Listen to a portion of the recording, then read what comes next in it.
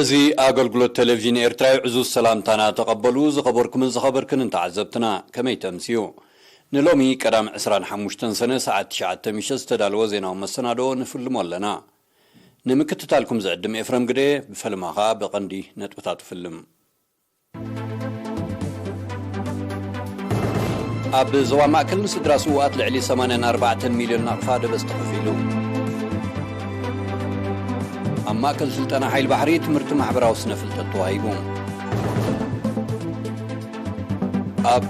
اب نوز زوبا دكم حريل لك سدم زت تبابع قسقاسي مزقبالو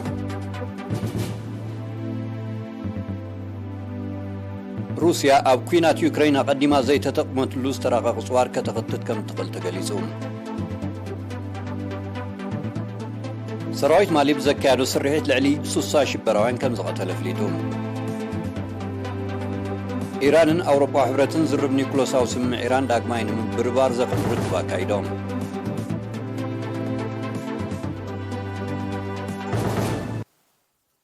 منقستي إرتراب زحالة فعصر شمونتا عامتات لعلي حموشتانت وغلت بيليون نقفا دبس نسدرا سوات كم زغفل زفلتيو كابزيت 84 مليون أبزحالة فعصر شمونتا وارح أبزوا ماكل زتقفليو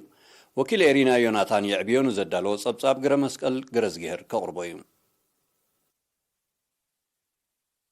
ጨንፈር ሚኒስትር ዕዮን ማሕበራዊ ድሕነትን ዞባ ማእከል ኣብ 2021 ቀዳማይ ፍርቂ ዓመት 2022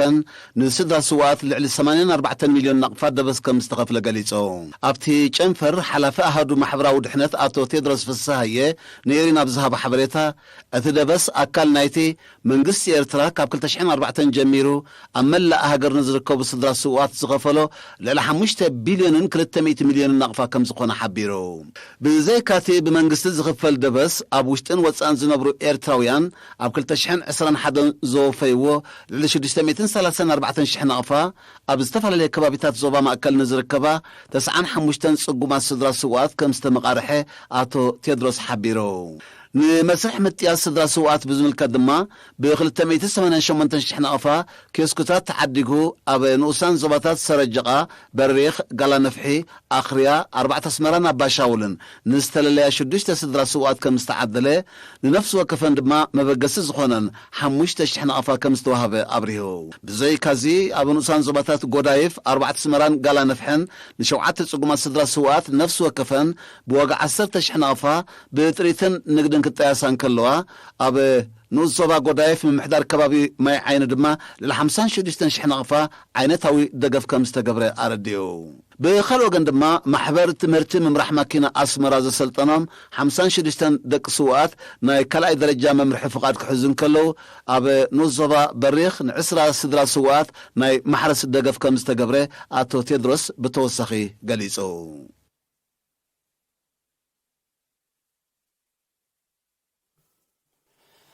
ኣብ ደንጎሎ ብዝርከብ ማእከል ስልጠና ሓይል ባሕሪ 53 ሚእታዊ ደቂ ኣንስትዮ ዝርከቦም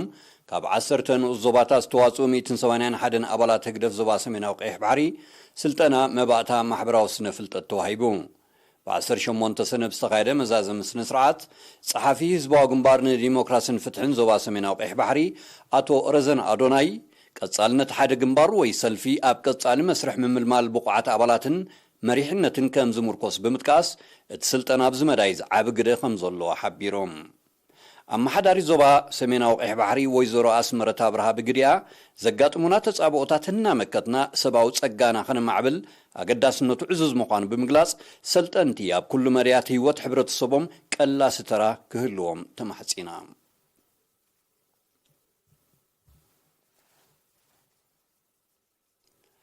ኣብ ንዞባ ደቂ ኣምሓረ ኮሚቴ ልግስ ደም ከተካይዶ ብጸንሐት ጎስጓስ መጠን ዝልገስ ደም ዘተባብዕ ዕቤት ከም ዘመዝገበ ተሓቢሩ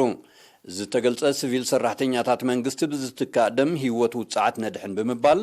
ብ14 ሰነ 150 ከረጺት ደም ኣብ ዝለገስሉ ኣጋጣሚ እዩ ኣብ ቦምበር ኮሚቴ ልግስ ደም ንዞባ ደቂ ኣምሓረ ኣቶ ግርማይ እሴት ንቕሓት ነበርቲ ኣብ ልግስ ደም ዝምስገን ምዃኑ ጠቒሱ በብእዋኑ ዕቤት ዘርኢ ዘሎ መጠን ልግስ ደም ናይዚ ውፅኢት ከም ዝኾነ ገሊጾም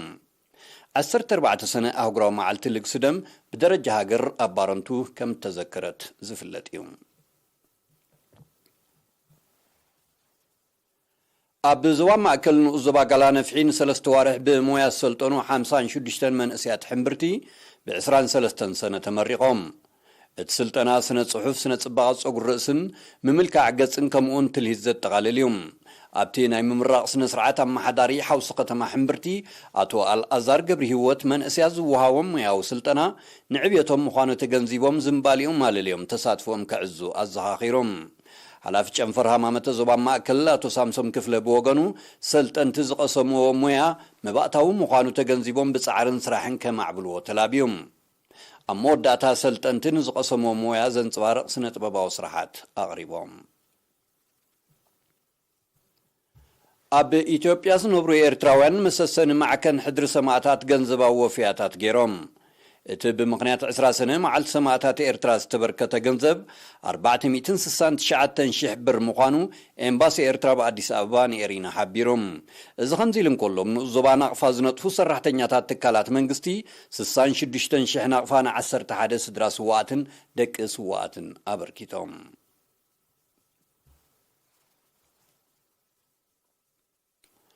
ኣብ ንኡዞባ ሓጋዝ ሓውሲ ከተማ ሓጋዝን ከባቢያን ኣብ ካልኣይ ሶምን ናይ ወርሒ ሰነ ዝወቕዐ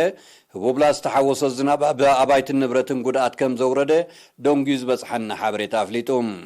በቲ ብርቱዕ ዝናብ ኣብ ቤት ጽሕፈት ምምሕዳር ንኡዞባ ሓጋዝ ክልተ ክፍልታት ዚንጎታቱን ሞራለታቱን ተቐንጢጡ ካብ ስራሕ ወፃኢ ክኸውን እንከሎ ኣብ ውሽጡ ዝነበረ ሰነዳት ከም ተበላሸወ ወኪል ኤሪና ሓቢሮም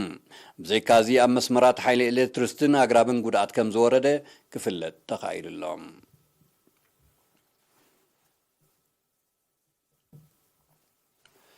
ክቡራትን ክቡራን ተዓዘብትና ስዕባ ህጉራዊ ዜናታት እዩ ምክትታልኩም ክትቅጽሉ ደጊመ ብኽብሪ ዕድመኩም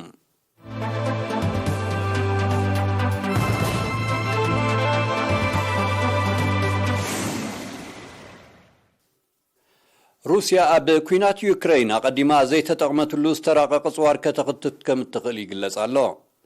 እዚ ተሓበረ ነዊሕ ዝጓዓዝ ስርዓተ ኣጽዋር ኣሜሪካ ኣብ ዝሓለፈ ሳልስተ ንዩክሬን ከም ተረከበ ድሕሪ ምቁልሕ እዩ روسيا ቀዲማ ኣሜሪካ ዝተራቀቀ ስርዓተ ጽዋር ንዩክሬን ምስ ተዕጥቕ ሓድሽ ዕላማታት ከም ትወቂዓ ከተጠንቅቕ ጸኒሓ ኣብቲ ኩናት ልዕሊ ፍጥነት ድምፂ ዝውንጨፍ ሚሳይል ዝተጠቕመት ሩስያ ሳርማት ዝተሰሚዐ ክሩዝ ሚሳይል ናብ ምክልኻላ ክትጽምብር ከም ዝወሰነት ጸብጻባት የረድኡ በዚ ድማ ኣብ ልዕሊ ዩክሬን ዝወርድ ሰብኣውን ዋታውን ክሳራ ክውስኽ ከም ዝኽእል ወተሃደራውያን ተንተንቲ ብኣግኡ ይእሙቱ ኣለዉ ብዘይካዚ ኣብ መንጎ ኣሜሪካን ሩስያን ዝጸንሐ ወተሃደራዊ ምትፍናን መሊሱ ክዓርግ ከም ዝኽእል ይግለጽ ኣሎ ብሰንኪ ምትእትታው ሃገራት ምዕራብ ዝጓሃር ዘሎ ኩናት ዩክሬን ንኣሜሪካን ሩስያን ኣብ ቀጥታዊ ወተሃደራዊ ረጽሚ ከእትወን ስጋት ኣሎ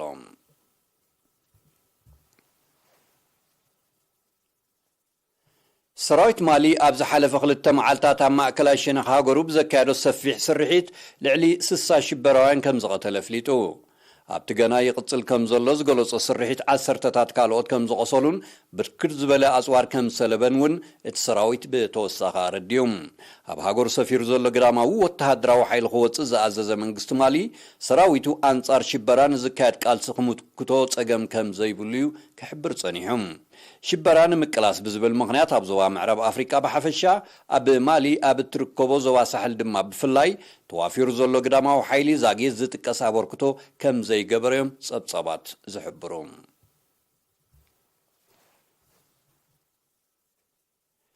ኢራንን ኣውሮፓዊ ሕብረትን ተወንዚፉ ዘሎ ዝርብ ኒኩሎሳዊ ስምምዕ ኢራን ዳግማይ ንምብርባሩ ዘኽእል ርክብ ኣካይዶም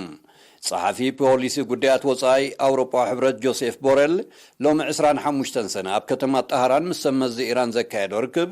ኣብ ምጅማር ናይትን ዝሓለፈ 3 ዋርሕ ተቋሪጹ ጸንሐ ዝርብ እወታዊ ስጉምቲ ምዃኑ ፍሊጥሎም ትርክብ ዕውት ምንባሩ ዝጠቐሰት ኢራን ብወገና ዝርርብ ኒኩሎሳዊ ስምምዕ ኣብ ቀረባ መዓልታት ዳግማይ ክጅመር ዘለዋ ተስፋ ገሊጻ ተግባር ናይቲ ኣብ 2015 ዝተበጽሐ ኒኩሎሳዊ ስምምዕ ብሰንኪ ሃገራት ምዕራብ ብቐንዱ ድማ ኣሜሪካ ይተዓናቐፍ ከም ዘሎያ ኢራን ክትወቅስ ጸኒሓ ኣብ 2018 ካብቲ ስምምዕ ዝሰሓበት ኣሜሪካ ኣብ ልዕሊ ኢራን ተደጋጋሚ እገዳታት ከተጽድቕ ምጽናሓ ዝዝከር እዩ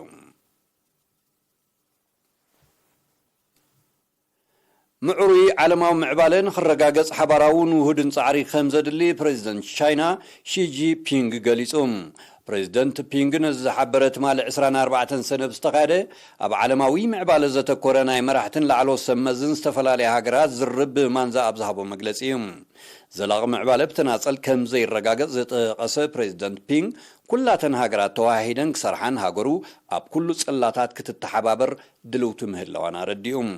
نت تشاينا زانغورتو ناي مانزار كبز موغوسو تساتفتي نحبراوي غسغاس كسرح مخانه مافليطوم يخون امبر انكو قصراوي قطباو سرعات كمسرتاز دلياغل حيالان هاجرات قند بودو حبراوي تبغسو كوخونا يرايا كم زلوا يزغلصم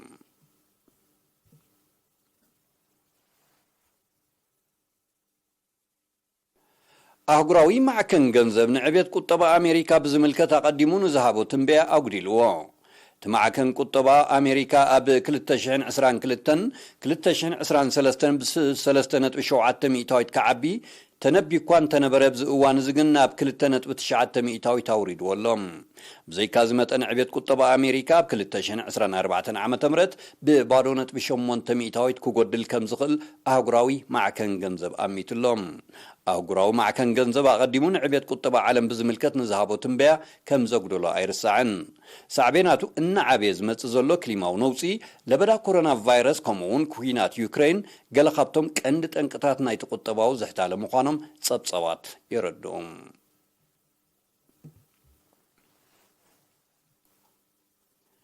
تمالي 24 سنة أب كتما أوسلو نروي أب الدراج ليتاو تليتن أب كبابي بزركب قدناتاتن بستغير متقعد فوكس برسب أو خسارة وريدوم بسنكتي أما أكلاي شنغتا ختما استفت أما متقعتي بوحدو كلتا سبات قطولهم كلو هسيا زركبوهم كالوت 10-4 غصلو سمز ستا نروي حبيرام نتمتقعت خمزة كادس تطرطرو الكسباب تحت قيدي كم زعاتون بركز بلتا تكوستي كم تتحزن زي تغصو توم سمزي مبقسين مفلات مرمراي كاد كم زلا رديوم أب نروي أب كلتشن 11 عام تمرد بستفت أما متقعتي 7 سبات كم تقتلو ناي شعود سبات يحبرون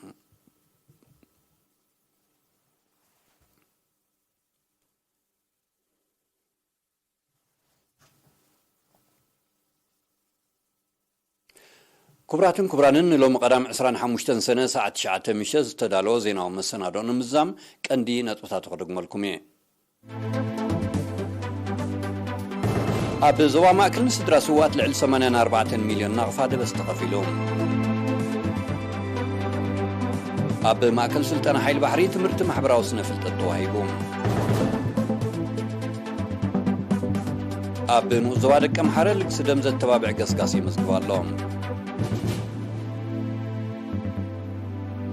روسيا أب كوينات يوكرين قدما زي تتغمط لستراغا قصوار كتغطت كم تقل تقليسهم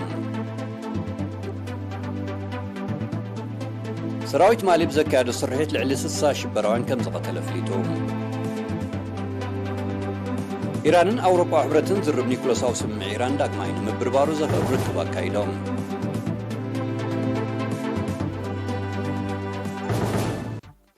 مباركس كبرانن تخطاتلتنا الساعة تزيز تدالو حفشاو زيناو مسنادو أبستزازي ملو بروخ مشت